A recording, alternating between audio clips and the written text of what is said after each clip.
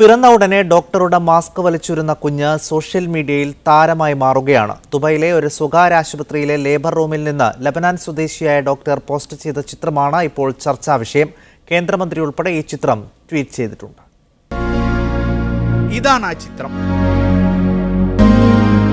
Dubai ഫാഖെ ക്ലിനിക്കിലെ gynaecologist doctor Sameer ഷിയൈബാണ് ഈ ചിത്രം post ചെയ്തത്.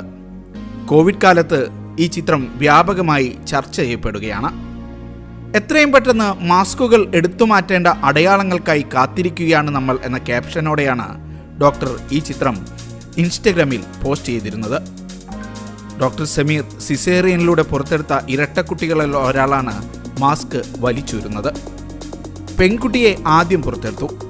അവളുടെ സഹോദരനാണ് മാസ്കിൽ ഈ പണിയൊപ്പിച്ചത്. കേന്ദ്ര വ്യോമയാന മന്ത്രി ഹർദീപ് സിംഗ് പുരി ഈ ചിത്രം ട്വീറ്റ് ചെയ്തിട്ടുണ്ട്. മാസ്ക് ഉപേക്ഷിക്കാനുള്ള അടയാളങ്ങൾക്ക് കാത്തിരിക്കുകയാണ്, പക്ഷേ അതുവരെ ജാഗ്രത തുടരണമെന്ന് അദ്ദേഹം കുറിച്ചു. നവജാത ശിശുക്കളെ കയ്യിലെടുക്കാൻ ഭയപ്പെടുന്ന ടോക്കോഫോബിയ എന്ന ഭയത്തിനെതിരെ ബോധവൽക്കരണം നടത്താൻ താൻ പുറത്തെടുക്കുന്ന കുഞ്ഞുങ്ങളുടെ ചിത്രങ്ങൾ ഡോക്ടർ സമീർ ഇത്തരത്തിൽ പോസ്റ്റ് ചെയ്യാറുണ്ട്.